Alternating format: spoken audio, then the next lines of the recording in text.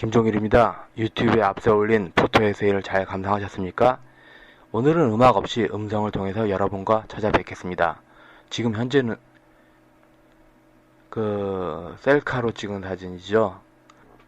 이 동영상은 10년간 애국 우파로 인터넷 게시판에 글을 쓰면서 어떤 주제에 대해서 모르는 사람이 있을 때마다 했던 주제를 반복하면서 이제부턴 그러지 말아야 되겠다 하는 생각에서 만든 것입니다.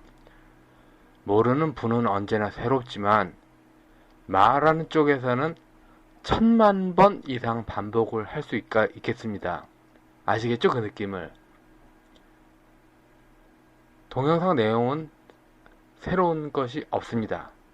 애국 우파 게시판에서 최소한 100번은 반복했던 주제입니다. 민주화는 민족 해방 운동이다.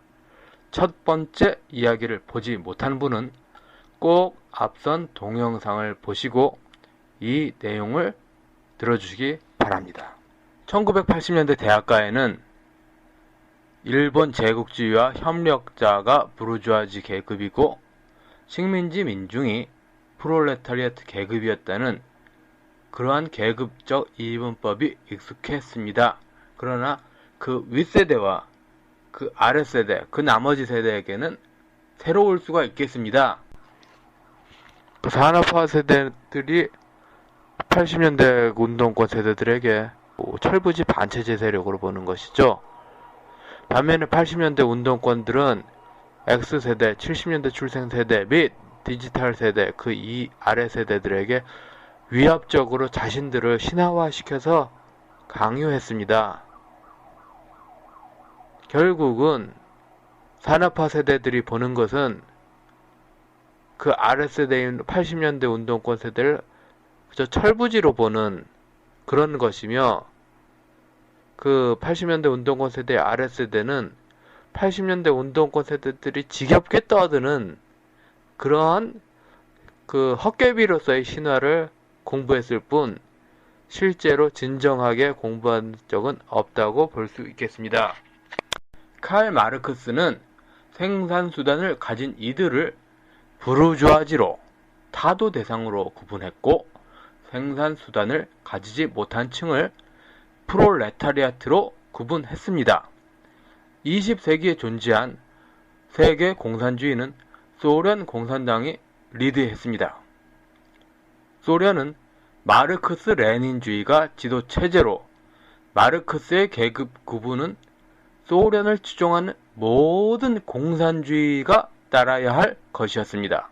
일본 제국주의를 타도하는 것을 계급혁명으로 바라봤던 인텔리층과 원초적 수준의 흑백 논리에 몰두한 군중으로 당시엔 이분화됐습니다.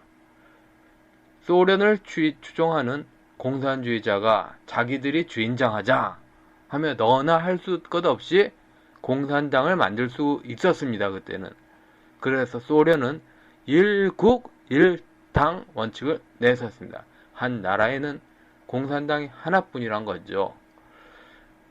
소련의 공작금 받던 이들 사이에서는 한반도는 단 하나의 나라이며 단 하나의 공산당만 존재해야 한다는 것에 합의했습니다. 휴전선 이남에 공산당이 없다는 것은 전적으로 미국이 자유세계를 그 38조선 이남에 도와줌으로 건설하게 도와주는 것 자체를 그래서 시작된 대한민국을 일본 제국주의의 연속으로 봤습니다. 그래서 따라서 대한민국 체제를 부수는 것, 이것은 일본 제국주의 체제를 부수는 것과 연속이 되며 그렇게 함으로써 인텔리층에는 계급혁명이 되는 것이고 원초적인 그 군중들에게는 대중적 수준의 사회 정의감과 일치가 되는 거겠지. 그렇게 되겠죠. 김대중 전 대통령의 제2의 건국과 김영삼 전 대통령의 신한국의 의미가 이승만, 박정희, 전두환, 노태우 대통령 시대를 버리며 자신의 시대부터 새 시대가 시작됐다는 그런 의미임을 이미 보았습니다. 권위주의란 말은 일본 제국주의의 연속이란 말로 연결됩니다. 자신의 앞에 있는 모든 대통령은 일본 제국주의의 연속이란 말입니다. 그러한 의미로서 좌파는 모든 보수적인 컨텐츠에 친일이라는 딱지를 붙였죠. 그러나 그 딱지는 실제로 친일의 의미를 담고 있지는 않습니다. 공산주의자가 아니었다는 말이겠죠. 공산주의자가 아닌 사람은 다 친일파다. 이런 식으로 좌파가 바라본 거 아닙니까? 그 역사 논리가요. 국가란 말은 좌익에게 금기 대상이었습니다. 일본이 만든 말이라네요.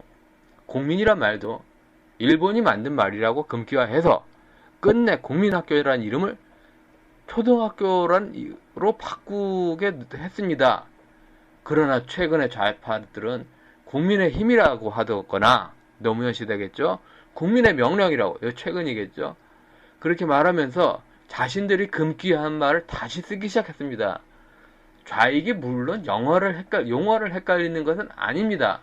단계별, 과정별로 정교하게 계산해서 쓴 단어입니다.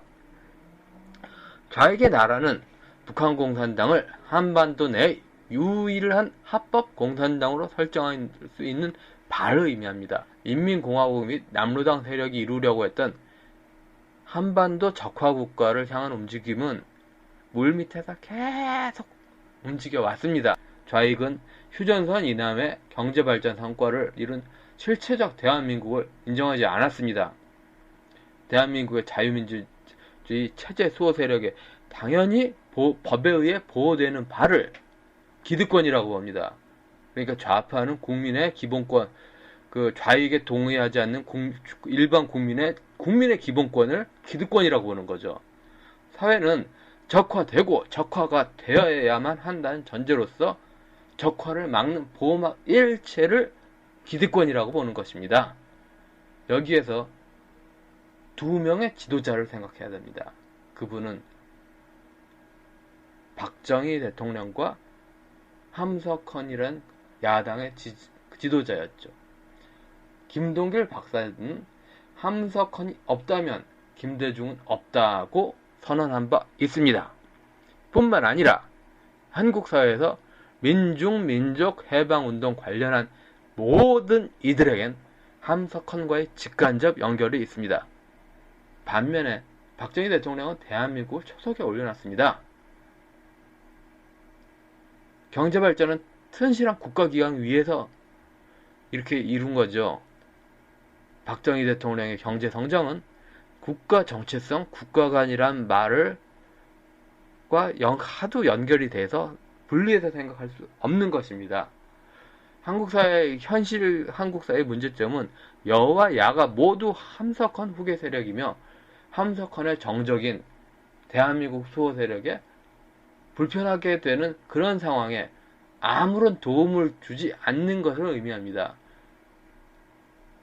현 집권 세력은 박정희 대통령 시대의 기본 그런 밑그림 역사책을 경제 발전을 위한 만을 성공한 그런 황금 물신주의를 가져온 헛개비로 설명하지만 사실은 이 땅의 복음교회 성장이 모두 박정희 시대에 있었을 만큼 박정희 시대는 물질의 시대가 아니라 정신의 시대였습니다.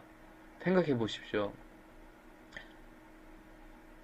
완전히 하나의 미랄로서 썩어질 각오의 그런 종교적인 마음이 있었기 때문에 전심전력 경제발전에 합의가 된 것입니다.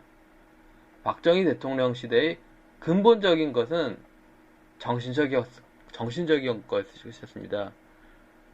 어렸을 때 내내 박정희 대통령의 시대 때 저는 국민학교, 그래 초등학교 때였죠. 계속 정신 이야기만 나왔습니다. 그런데 지금 어린 세대들한테 그 시대를 단순히 경제발전 위했던 시대로만 설명하는데 전 좀 안타까움이 아주 많습니다.